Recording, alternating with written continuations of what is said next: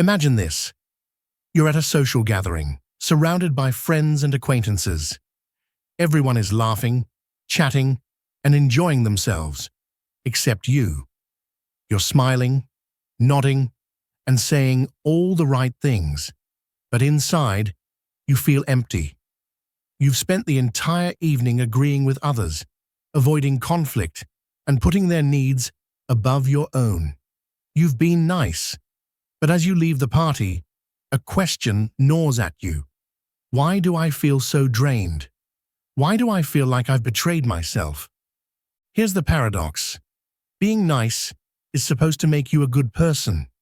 It's supposed to earn you respect, love, and acceptance. But what if it's doing the opposite? What if your niceness is a mask, a shield you use to hide your true self, to avoid rejection, to escape the discomfort of standing up for what you believe in? What if, in your quest to be liked, you've lost something far more valuable, your authenticity? This is the unsettling truth about niceness. It's not always virtuous. Sometimes it's a form of self-betrayal. It's a way of shrinking yourself to fit into the expectations of others. It's a way of avoiding the messy, uncomfortable, but ultimately liberating act of being real. But why do we do this? Why do we prioritize being nice over being authentic? And what happens when niceness becomes a habit, a reflex that erodes our sense of self and leaves us feeling hollow? This is the question we must confront. What is the cost of always being nice? The problem with always being nice isn't just that it's exhausting, it's that it's often a lie. Beneath the surface of every forced smile and polite agreement lies a hidden truth. Niceness is frequently a mask we wear to avoid conflict, rejection, or the discomfort of asserting ourselves. It's a survival mechanism, deeply rooted in our psychology and shaped by societal forces. From a psychological perspective, niceness is often tied to the fear of abandonment. As social creatures, we're wired to seek connection and avoid rejection. For many, being nice becomes a way to ensure they're accepted and loved. But this comes at a cost. Carl Jung, the pioneering psychologist, warned of the dangers of the persona, the social mask we wear to fit in.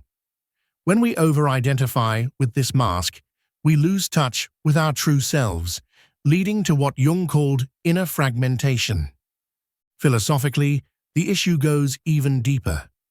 Friedrich Nietzsche, the philosopher of authenticity, saw niceness as a symptom of what he called slave morality, a system of values that glorifies meekness, humility, and self-sacrifice.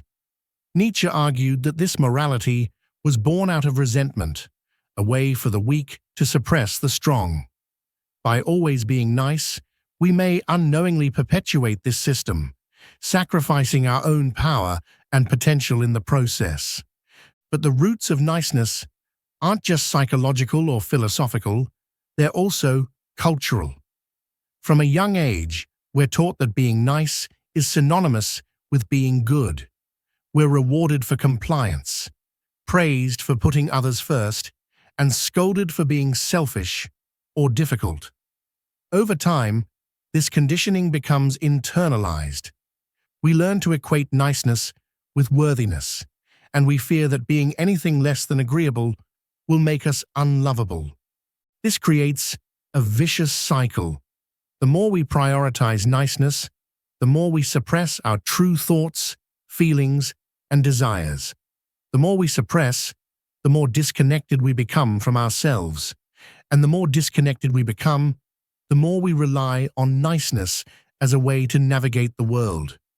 But here's the twist. Niceness isn't always kind. In fact, it can be deeply unkind to ourselves and to others. When we're always nice, we deny others the opportunity to know the real us.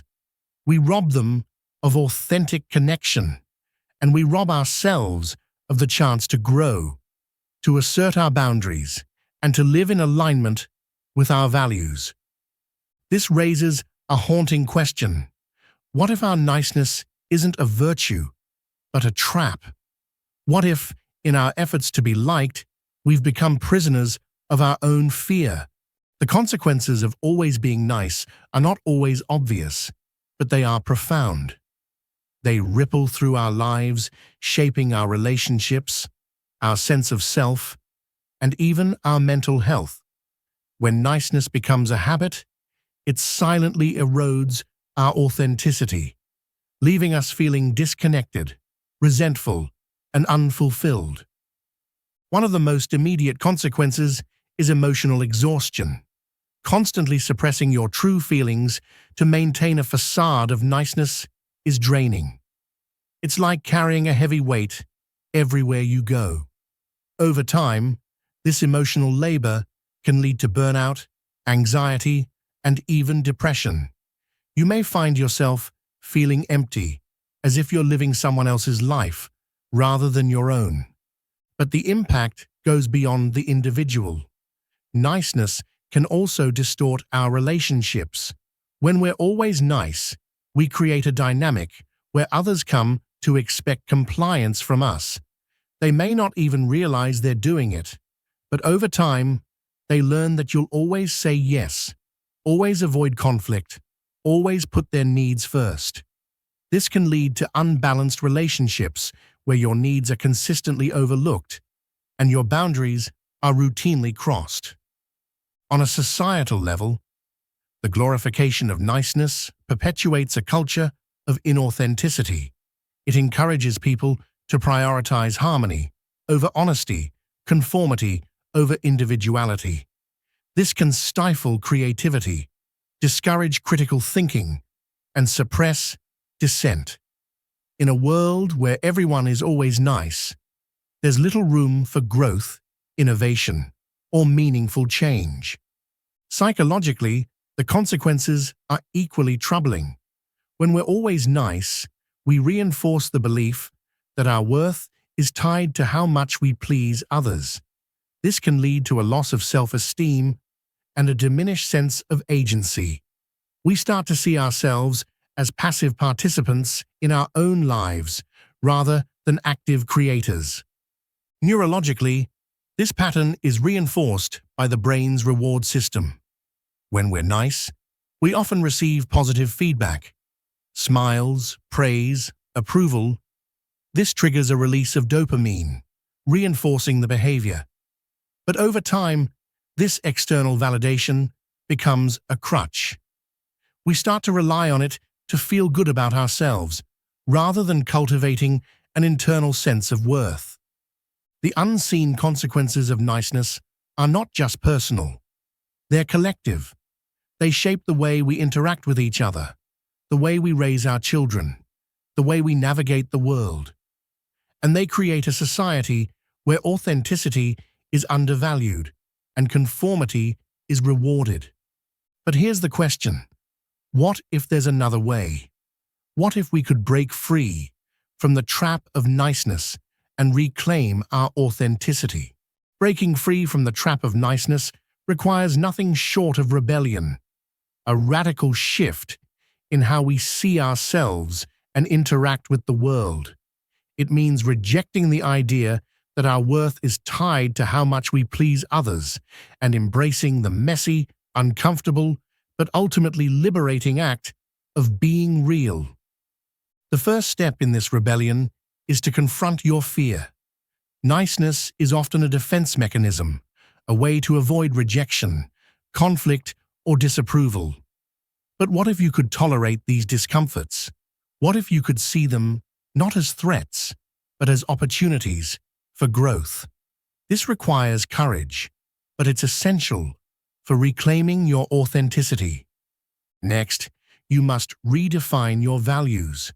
Instead of prioritizing niceness, prioritize honesty, integrity, and self-respect.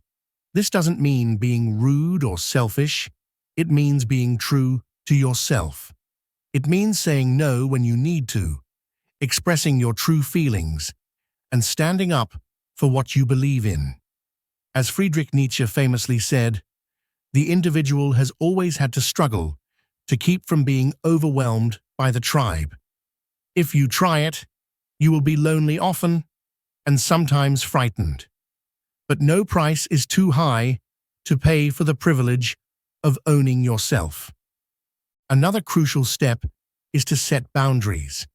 Boundaries are not walls. They are bridges to healthier, more authentic relationships. They communicate to others what you will and will not tolerate, and they give you the space to be yourself. Setting boundaries can feel uncomfortable at first, especially if you're used to always being nice. But over time, it becomes empowering. You must also embrace imperfection. Niceness often stems from a desire to be perfect, to avoid making mistakes, to avoid being judged. But perfection is an illusion. It's okay to be flawed, to make mistakes, to be human. In fact, it's these imperfections that make you relatable, that make you real. Finally, you must cultivate self-compassion. Breaking free from niceness is not easy. It requires you to confront deeply ingrained habits and beliefs. There will be moments of doubt, moments of fear, moments of failure. But these moments are not setbacks. They are part of the process. Be kind to yourself as you navigate this journey. This rebellion is not just personal, it's collective. By breaking free from niceness, you challenge the societal norms that perpetuate inauthenticity. You inspire others to do the same. And you create a world where authenticity is valued, where people are free to be themselves, and where relationships are built on honesty and mutual respect. But here's the ultimate question. What if the key to breaking free from niceness lies not in rejecting it entirely, but in redefining it? What if true niceness is not about pleasing others, but about being kind to yourself? The ultimate truth about niceness is this. True kindness begins with authenticity. It's not about always saying yes, always avoiding conflict, or always putting others first. It's about being real with yourself and with others. It's about honoring your needs, expressing your truth, and standing up for what you believe in, even when it's uncomfortable. This realization is both liberating and challenging. It means letting go of the idea that your worth is tied to how much you please others. It means embracing the discomfort of being misunderstood, rejected, or judged. But it also means reclaiming your power, your voice, and your life. When you stop being nice for the sake of being nice, something extraordinary happens. You become more you. You start to live in alignment with your values, your passions, and your purpose. You start to attract people who appreciate you for who you are, not for who you pretend to be. And you start to experience a deeper, more meaningful sense of connection, not just with others, but with yourself. This is the paradox of niceness. The less you try to be nice, the kinder you become. When you're authentic, your kindness is no longer a performance. It's a reflection of your true self. It's genuine, heartfelt, and powerful. But this journey is not without its challenges. It requires you to confront your fears, to question your beliefs, and to step into the unknown. It requires you to be brave, to be vulnerable, and to be real. And yet, the rewards are immeasurable. When you break free from the trap of niceness, you discover a new way of being, one that is rooted in authenticity, courage, and self-respect. You discover that true kindness is not about shrinking yourself to fit into the expectations of others. It's about expanding into the fullness of who you are. So, the next time you feel the pull of niceness, the temptation to say yes when you mean no, to smile when you want to cry, to agree when you want to disagree, remember this: you are not here to be nice. You are here to be you. And in being you, you offer the world something far more valuable than niceness, the gift of your authenticity. The problem with always being nice is not that it's inherently wrong, it's that it often comes at the cost of our authenticity. When we prioritize niceness over truth, we betray ourselves. We lose touch with who we are, and we create a world where conformity is valued over individuality, where harmony is prized over honesty, and where kindness is reduced to a performance. But there is another way. By embracing authenticity, setting boundaries, and redefining kindness, we can break free from the trap of niceness. We can reclaim our power, our voice, and our lives. And we can create a world where true kindness, rooted in honesty, integrity, and self-respect, flourishes. So, the next time you're tempted to be nice, ask yourself, am I being kind, or am I betraying myself? Choose authenticity. Choose courage. Choose you.